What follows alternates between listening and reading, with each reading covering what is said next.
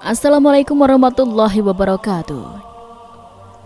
Bayangkan sebuah bangsa raksasa yang memiliki fisik sekeras baja, mampu memahat gunung menjadi istana dan mendirikan pilar-pilar megah yang seolah menembus langit.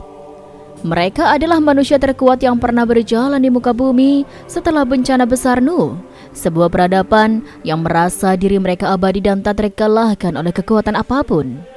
Namun di balik kemegahan kota Iram yang legendaris itu, tersimpan takdir mengerikan yang membuat bulu kuduk merinding.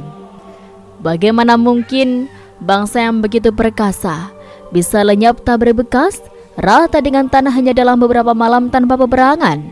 Inilah kisah tentang kesombongan yang menantang langit dan azab misterius yang datang untuk menghapus jejak mereka selamanya dari sejarah manusia. Bumi pernah menangis, menenggelamkan puncak-puncak gunung dalam lautan air yang dikirimkan dari langit dan dimuntahkan dari perut bumi. Namun kini, tangisan itu telah reda. Kesunyian yang purba menyelimuti hamparan tanah yang baru saja dibersihkan dari dosa-dosa masa lalu. Tidak ada lagi hiruk-pikuk kota yang sombong. Tidak ada lagi tawa para pendusta yang menentang peringatan Tuhan. Yang tersisa hanyalah jejak basah di atas bebatuan, lumpur yang perlahan mengering, dan harapan yang berdenyut pelan di dalam dada mereka yang beriman. Dunia seakan terlahir kembali dalam rupa yang sunyi namun suci. Dari bahtera yang diberkati itu, kehidupan melangkah keluar dengan tertatih namun pasti. Nuh alaihissalam, sang bapak kedua umat manusia, memandang cakrawala dengan doa yang tak putus-putus, memohon agar kehidupan yang baru ini dipenuhi dengan ketaatan. Allah telah berjanji bahwa dari keturunan beliaulah bumi ini akan kembali dimakmurkan. Di antara putra-putra Nuh yang selamat dan beriman, Sam adalah sosok yang darinya memancarkan cahaya kepemimpinan dan keberkahan garis keturunan. Waktu pun bergulir laksana roda yang tak pernah berhenti. Manusia mulai berkembang biak, menyebar, mencari tempat bernaung, dan membangun kembali puing-puing kehidupan. Dari tulang punggung Sam, lahirlah generasi demi generasi, hingga sampailah pada seorang cucu bernama Iram. Dan dari garis keturunan Iram bin Sam inilah tumbuh sebuah kabilah yang kelak dikenal dunia dengan nama kaum Ad. Kaum Ad bukanlah sembarang manusia. Mereka adalah bangsa pertama yang Allah bangkitkan untuk memegang tongkat estafet peradaban setelah banjir besar meluluhlantahkan umat terdahulu. Seolah Allah ingin menunjukkan tanda-tanda kebesarannya yang nyata pada fisik mereka. Allah melebihkan mereka dalam penciptaan tubuh yang tidak diberikan kepada kaum-kaum lain pada masa itu. Mereka tumbuh tinggi menjulang bak tiang-tiang kokoh dengan dada yang bidang dan otot-otot sekeras kawat. Kekuatan fisik mereka melampaui rata-rata manusia, memungkinkan mereka melakukan hal-hal yang mustahil bagi orang biasa. Batu-batu besar yang berat mampu mereka angkat dengan mudah, dan jarak yang jauh mampu mereka tempuh tanpa rasa lelah yang berarti. Mereka adalah perwujudan dari kekuatan baru yang disiapkan untuk menaklukkan tantangan alam pasca bencana. Takdir membawa langkah kaki mereka menapaki sebuah wilayah yang istimewa di selatan Jazirah Arab. Mereka menetap di Al-Ahqaf, sebuah bentangan tanah yang memanjang di antara Yaman dan Oman, menghadap ke laut luas. Janganlah membayangkan Al-Ahqaf kala itu sebagai gurun pasir tandus dengan bukit-bukit pasir yang mematikan seperti yang kita saksikan hari ini. Tidak. Kala itu, atas izin Allah dan kasih sayang Allah, Al-Ahqaf adalah surga dunia yang hijau ranau. Angin yang berhembus di sana membawa kesejukan bukan debu panas. Sungai-sungai mengalir jernih membawa lembah-lembah. Mata air memancar deras dari celah bebatuan, menyuburkan kebun-kebun yang syarat dengan buah-buahan dan biji-bijian. Hewan ternak mereka berkembang biak dengan gemuk dan sehat di padang rumput yang luas. Tanah itu begitu murah hati, seolah berlomba-lomba mempersembahkan hasil buminya untuk kaum Ad. Di sanalah di tanah yang subur itu mereka mulai membangun peradaban yang megah, sesuatu yang belum pernah diciptakan sebelumnya di negeri-negeri lain. Dengan kekuatan fisik yang dianugerahkan Allah, mereka memahat gunung-gunung batu untuk dijadikan tempat tinggal yang aman dan indah. Mereka mendirikan pilar-pilar tinggi yang menyentuh langit, membangun istana-istana yang menjulang, menciptakan kota yang penuh dengan kemewahan dan estetika arsitektur tingkat tinggi. Inilah fajar peradaban baru. Allah memberikan mereka kesempatan kedua yang luar biasa setelah bumi dibersihkan dari kekufuran umat Nabi Nuh. Allah menciptakan amanah kekhalifahan kepada kaum Ad. Mereka diberikan segala sarana untuk hidup makmur, fisik yang kuat, tanah yang subur, air yang melimpah, dan kecerdasan untuk membangun. Semua nikmat itu adalah ujian sekaligus kasih sayang. Allah menanti, apakah dengan segala kelebihan dan kemakmuran di tanah Al-Ahqaf ini, kaum Ad akan menjadi hamba yang bersyukur dan merawat bumi dengan ketaatan? Ataukah kekuatan mereka justru akan membuat mereka lupa bahwa di atas langit yang mereka tatap, masih ada kekuatan yang maha tinggi yang mengatur segalanya? Kali itu di awal kebangkitan mereka, kehidupan terasa begitu harmoni. Langit tersenyum cerah menaungi kaum Ad yang tengah mulai menata kejayaan, menjadi saksi bagaimana manusia memulai kembali segalanya dari awal. Di bawah naungan kasih sayang pencipta yang tidak ada batasnya, bumi yang tadinya sunyi kini mulai berdengung kembali oleh derap langkah kaki perkasa yang membangun harapan di atas tanah Al-Ahqaf. Di hamparan bumi yang terbentang luas setelah banjir besar masa Nabi Nuh alaihissalam, Allah menumbuhkan kembali kehidupan dengan cara yang menakjubkan. Di wilayah Al-Ahqaf, sebuah kawasan bukit pasir yang melengkung di bagian selatan Jazirah Arab, bangkitlah sebuah generasi penerus yang tidak pernah seperti manusia pada umumnya. Mereka adalah kaum Ad, keturunan Iram bin Sam bin Nuh, sebuah bangsa yang dipilih Allah untuk mewarisi bumi dengan kelebihan yang belum pernah disaksikan oleh umat manusia sebelumnya dan tidak akan pernah terulang setelahnya. Kaum Ad bukanlah manusia biasa. Allah melebihkan mereka dalam penciptaan fisik dengan ukurannya luar biasa. Bayangkanlah sosok-sosok yang berdiri tegak laksana menara dengan postur tubuh yang tinggi menjulang jauh melampaui ukuran manusia normal di zaman kita. Tulang-tulang mereka padat dan kokoh, otot-otot mereka menjalin kekuatan yang dahsyat, dan dada bidang mereka menyimpan nafas kehidupan yang panjang. Ketika mereka berjalan, langkah kaki mereka mantap menghentak bumi, menyeratkan wibawa dan dominasi yang tak terbantahkan. Sebagaimana firman Allah yang menggambarkan bahwa belum pernah diciptakan seperti mereka di negeri-negeri lain. Kekuatan fisik ini bukanlah hiasan semata, melainkan modal utama bagi mereka untuk membangun sebuah peradaban yang mencengangkan. Dengan tangan-tangan kekar itu, batu-batu gunung yang keras terasa lunak dan gegaman. Mereka tidak membutuhkan mesin-mesin pengangkat beban, cukup dengan bahu dan lengan mereka yang dianugerahi tenaga raksasa. Bongkahan batu seukuran bukit kecil dapat mereka pindahkan dan susun dengan presisi yang menakjubkan. Keahlian mereka dalam arsitektur dan memahat batu melahirkan sebuah mahakarya dunia, Iram Zat Taklimat atau Iram yang memiliki tiang-tiang panjang yang tinggi. Kota ini adalah wujud dari ambisi dan kemampuan mereka. Mereka mendirikan istana-istana megah dan benteng-benteng yang seolah-olah menyentuh langit. Pilar-pilar raksasa didirikan sebagai penjaga bangunan, diukir dengan keindahan seni yang rumit, berdiri kokoh menantang angin gurun. Setiap bangunan di Iram adalah monumen keperkasaan, tempat di mana mereka bernaung dan memandang dunia dari ketinggian. Merasa aman dari segala ancaman alam, mereka memahat gunung-gunung batu menjadi tempat tinggal yang nyaman, menjadikan tebing terjal sebagai dinding rumah yang artistik dan tak tertembus. Namun, kemegahan kaum Ad tidak hanya terletak pada apa yang mereka bangun, tetapi juga pada apa yang mereka miliki di sekelilingnya. Al-Ahqaf pada masa itu bukanlah gurun tandus yang mematikan, melainkan sebuah surga yang hijau dan subur. Allah melimpahkan rahmatnya melalui langit yang menurunkan hujan lebat dan bumi yang memancarkan mata air. Sungai-sungai jernih mengalir membelah lembah, memberikan kehidupan pada tanah yang mereka pijak. Kebun-kebun kurma, anggur, dan berbagai tanaman pangan tumbuh dengan subur, menciptakan permadani hijau yang menyejukkan mata di tengah teriknya matahari jazirah. Hasil panen melimpah ruah, seolah tanah itu sendiri berlomba-lomba melayani kebutuhan tuannya. Tidak hanya itu, padang rumput yang luas menjadi tempat penyembalaan bagi ternak-ternak mereka yang jumlahnya tak terhitung.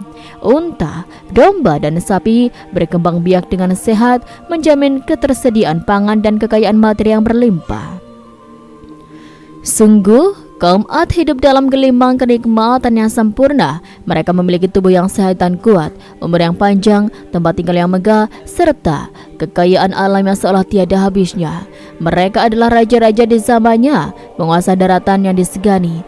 Nikmat Allah mengepung mereka dari segala penjuru, dari kekuatan di dalam diri mereka hingga kesuburan di tanah pijakan mereka. Seharusnya segala kemegahan fisik dan kelimpahan rezeki ini menjadi tangga bagi hati mereka untuk mendaki menuju rasa syukur yang mendalam kepada Sang Pencipta.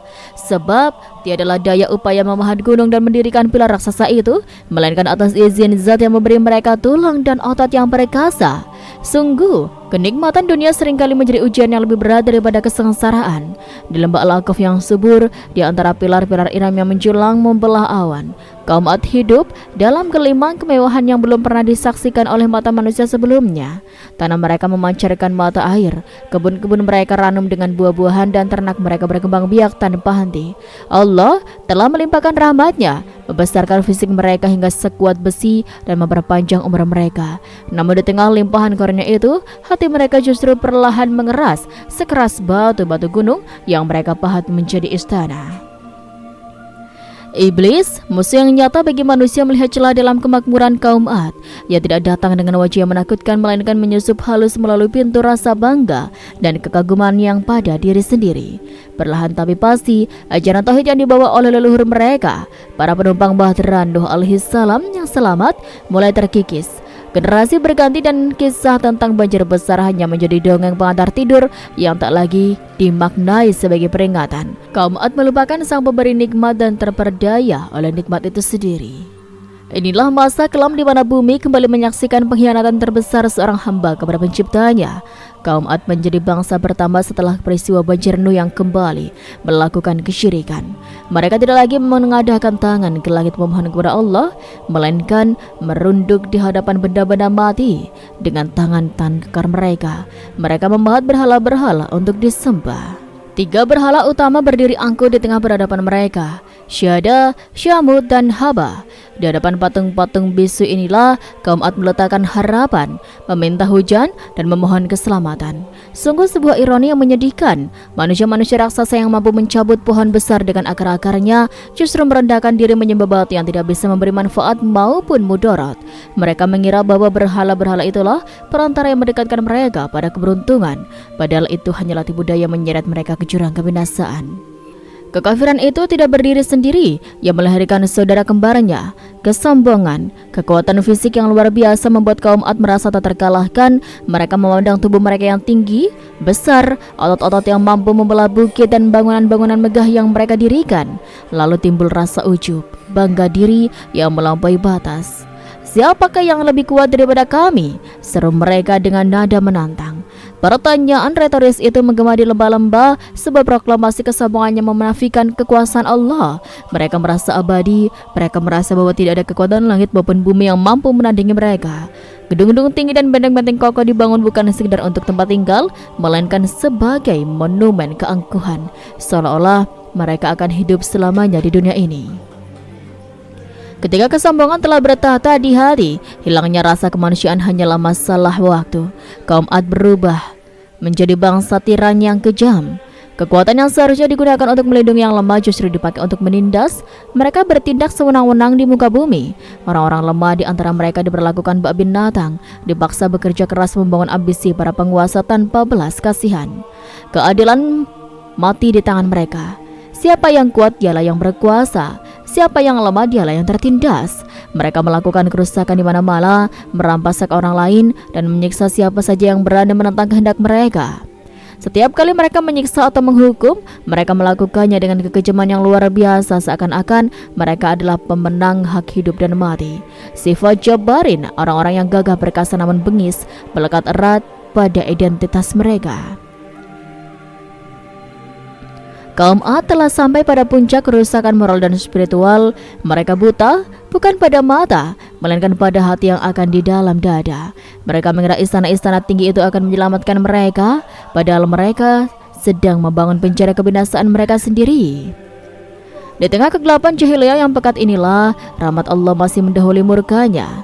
Skenario ilahi mulai bergerak untuk mengirimkan seorang pemberi peringatan, seorang saudara dari kalangan mereka sendiri, untuk memecah kesunyian nurani yang menuntun mereka kembali ke jalan cahaya. Namun, akankah hati yang telah membatu itu masih sanggup menerima kebenaran? Di tengah kemegahan Iram yang tiada duanya di antara pilar-pilar raksasa yang seolah hendak menopang langit, hiduplah seorang lelaki yang memiliki hati sebening mata air padang pasir. Ia bukanlah orang asing yang datang dari negeri antah berantah, melainkan saudara mereka sendiri, darah daging mereka, seseorang yang tumbuh besar di tanah yang sama.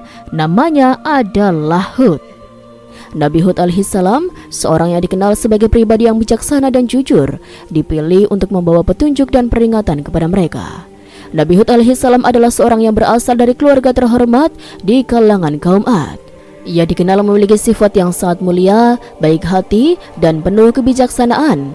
Selama hidupnya, Nabi Hud alaihissalam selalu mengamalkan kebenaran dan menjaga akhlak yang baik. Tidak ada seorang pun yang meragukan integritasnya. Dia bukan hanya seorang yang memiliki pengetahuan agama, tetapi juga seorang yang memiliki pemahaman yang luas tentang kehidupan dan cara hidup yang benar. Nabi Hud alaihissalam diutus oleh Allah untuk memberikan peringatan kepada kaumnya yang telah berbuat dosa besar dengan menyembah berhala dan jauh dari jalan yang benar. Dengan penuh keteguhan hati, Nabi Hud alaihissalam menyeru kaumnya untuk meninggalkan berhala yang mereka sembah dan kembali kepada Allah Subhanahu wa taala.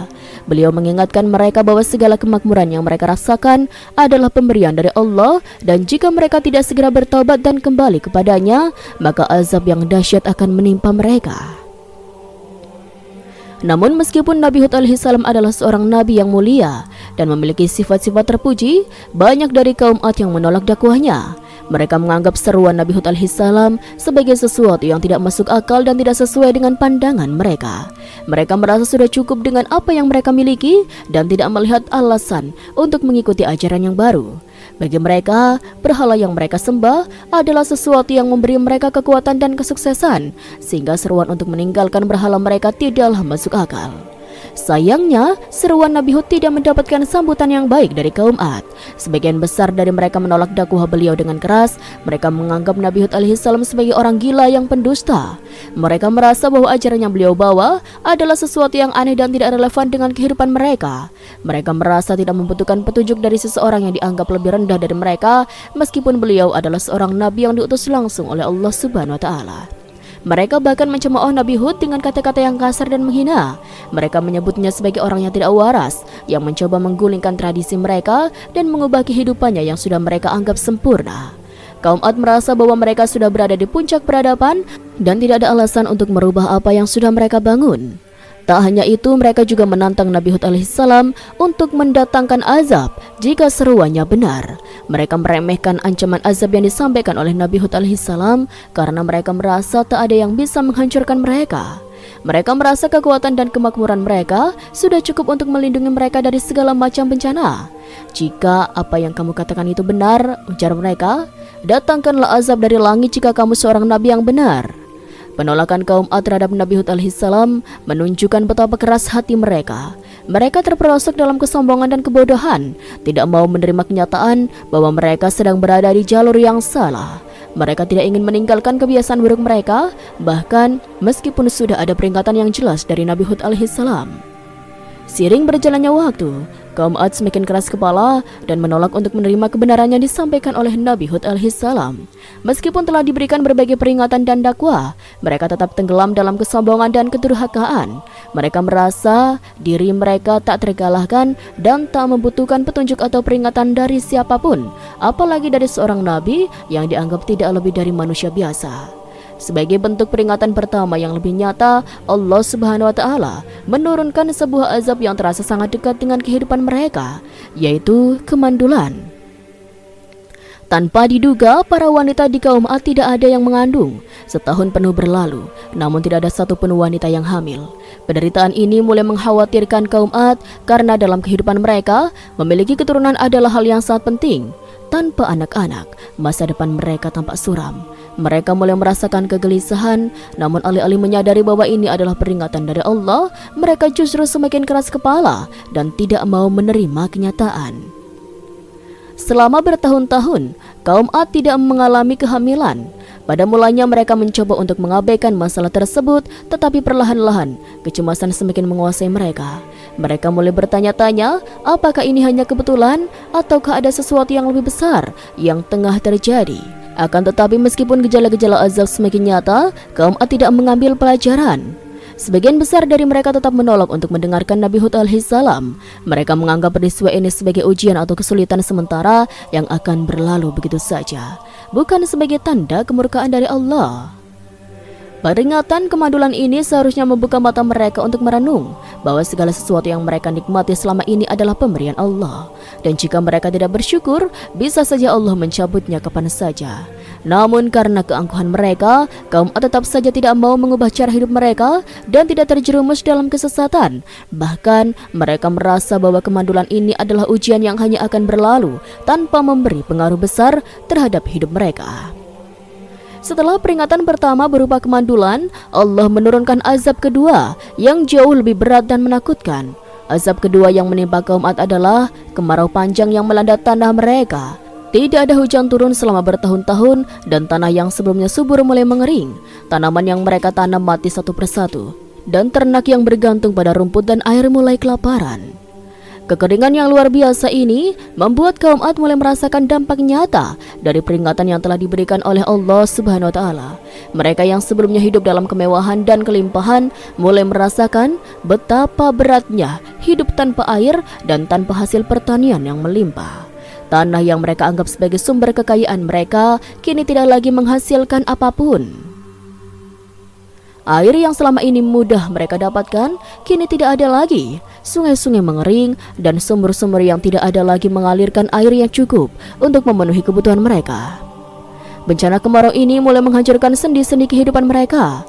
Tanaman yang menjadi bahan makanan utama mereka mati, sementara ternak yang mereka pelihara juga mati karena kekurangan pakan.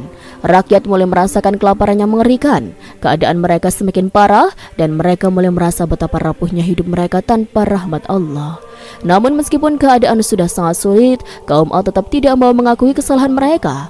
Mereka tidak belajar dari peringatan-peringatan yang datang sebelumnya. Sebagian dari mereka bahkan mulai mencari-cari alasan, berusaha untuk menyalahkan segalanya, kecuali diri mereka sendiri. Mereka mungkin mulai merasa takut dan cemas, namun mereka tetap menolak untuk menyadari bahwa semua ini adalah akibat dari tindakan mereka sendiri. Kesombongan mereka yang telah jauh dari jalan yang benar, mereka masih tidak mau menerima dakwah Nabi Hud alaihissalam. Bahkan lebih parah lagi, mereka semakin meremehkan peringatan yang diberikan oleh Nabi mereka. Mereka menganggap bahwa kemarau ini hanyalah bagian dari ujian biasa yang bisa dilalui tanpa harus mengubah pola hidup mereka. Namun bencana ini tidak berhenti begitu saja. Meskipun mereka terus menyangkal kenyataan, Allah tetap menurunkan ujian yang lebih berat lagi sebagai peringatan. Keangkuhan mereka dan penolakan mereka terhadap wahyu yang dibawa oleh Nabi Hud alaihissalam menyebabkan mereka semakin terjerumus dalam kehancuran. Dan meskipun segala sesuatu di sekitar mereka menunjukkan tanda-tanda kemurkaan Allah, mereka tetap tidak mau menerima perubahan. Dengan keadaan yang semakin sulit, mereka seharusnya merenung. Tetapi sayangnya banyak dari mereka yang terus berpegang pada kebiasaan lama, tidak mau menerima kenyataan dan terus menentang kebenaran. Sementara itu, Nabi Hud alaihissalam tetap sabar dan terus menyeru mereka untuk kembali kepada Allah. Tetapi mereka tetap enggan mendengarkan dan bahkan semakin keras menentang dakwahnya. Setelah berbulan-bulan menderita akibat kemarau panjang dan kelaparan, kaum Ad akhirnya mencapai titik keputusasaan. Semua usaha yang mereka lakukan untuk mengatasi kesulitan mereka terbukti sia-sia. Tanah yang dulu subur kini tidak menghasilkan apa-apa. Ternak mereka mati kelaparan dan mereka sendiri mulai merasakan betapa beratnya hidup tanpa hujan. Meski mereka sudah mendapatkan peringatan demi peringatan dari Nabi Hud alaihissalam, mereka masih tidak mengubah jalan hidup mereka. Di tengah keputusasaan ini, sebagian dari kaum Ad memutuskan untuk mencari pertolongan dari apa yang mereka anggap sebagai sumber kekuatan mereka, berhala-berhala yang mereka sembah. Mereka berpikir jika berhala-berhala yang mereka sembah dapat membawa mereka pada kemakmuran sebelumnya. Mungkin berhala-berhala tersebut masih bisa menyelamatkan mereka dari bencana yang tengah menimpa. Mereka meyakini bahwa hujan bisa datang dengan kekuatan berhala-berhala tersebut. Mereka tidak memilih untuk berdoa kepada Allah yang sejatinya adalah satu-satunya pemilik segala kekuasaan. Sebaliknya, mereka memilih untuk kembali menyembah berhala, meskipun segala kemakmuran yang mereka nikmati sebelumnya sudah hilang. Dengan keyakinan yang keliru ini, mereka mengirim 7 orang perwakilan dari kaum Ad untuk melakukan perjalanan jauh ke Mekah. Tujuan mereka adalah untuk meminta bantuan kepada berhala-berhala yang berada di sana. Perjalanan tersebut adalah perjalanan panjang yang penuh harapan. Mereka berpikir bahwa jika mereka bisa mendapatkan hujan dengan cara ini, kehidupan mereka akan kembali normal dan mereka dapat menghindari kehancurannya semakin dekat. Di Mekah mereka berharap bisa berdoa di hadapan berhala-berhala yang dianggap suci, meminta kepada patung-patung yang mereka percaya bisa membawa kebaikan. Sesampainya di Mekah, mereka melakukan doa dan ritual dengan penuh keyakinan. Dengan hati yang penuh harapan, mereka meminta hujan kepada dewa-dewa yang mereka percayai, berharap bahwa masalah mereka akan segera berakhir dan kehidupan mereka bisa kembali seperti sedia kala. Mereka berharap bahwa berhala-berhala tersebut akan memberi mereka solusi untuk masalah yang telah menghancurkan mereka selama bertahun-tahun. Namun meskipun mereka berdoa dengan sungguh-sungguh, mereka tidak menyadari bahwa mereka telah tersesat jauh dari jalan yang benar. Mereka terus menyembah berhala, bukannya berdoa kepada Allah yang Maha Kuasa, yang sesungguhnya adalah satu-satunya yang dapat memberi pertolongan sejati. Mereka tidak mengerti bahwa segala yang mereka lakukan hanya akan sia-sia, karena berhala-berhala tersebut tidak memiliki kekuatan sedikit pun untuk memberikan hujan, apalagi menyelesaikan masalah besar yang mereka hadapi. Pada akhirnya, meskipun mereka berusaha keras dan berharap banyak, mereka tidak mendapatkan apa-apa yang mereka inginkan. Hujan yang mereka harapkan tidak turun, dan berhala-berhala yang mereka sembah tidak memberikan pertolongan. Kecewa dan patah hati, 7 orang perwakilan tersebut kembali kepada kaum Ad dengan tangan kosong. Mereka kembali dengan berita bahwa berhala-berhala tidak mampu memberikan apa yang mereka harapkan. Keharusan mereka untuk mengandalkan berhala-berhala, bukan Allah, semakin menunjukkan betapa mereka sudah jauh tersesat. Mereka tidak menyadari bahwa mereka telah menutup mata terhadap kenyataan bahwa hanya Allah lah yang dapat menyelamatkan mereka, bukan patung-patung yang tidak hidup dan tidak berdaya. Sebaliknya, mereka semakin tenggelam dalam kekufuran mereka, semakin memperlihatkan betapa mereka enggan mendengarkan peringatan yang telah diberikan oleh Nabi Hud alaihissalam. Keputusan untuk mengirim 7 orang ke Mekah menjadi titik balik yang sangat penting dalam kisah kaum Ad. Ini menunjukkan betapa jauh mereka sudah tersesat dari jalan yang benar. Alih-alih mengakui kesalahan mereka dan berdoa kepada Allah untuk ampunan, mereka malah semakin menguatkan keyakinan mereka terhadap berhala-berhala yang tidak memberi manfaat. Padahal pada saat yang sama, Allah telah memberikan mereka banyak peringatan. Dan Nabi Hud alaihissalam terus-menerus mengingatkan mereka untuk kembali kepadanya. Pada suatu hari, ketika kaum Ad semakin terdesak oleh penderitaan dan kelaparan akibat kekeringan yang berkepanjangan, mereka kembali berdoa dan berharap agar berhala-berhala mereka dapat memberikan pertolongan. Dalam keputusan itu, tiba-tiba terdengar sebuah suara dari langit yang mengejutkan mereka. Suara tersebut seolah datang dari suatu tempat yang tidak tampak, namun sangat jelas dan menggema di hati mereka.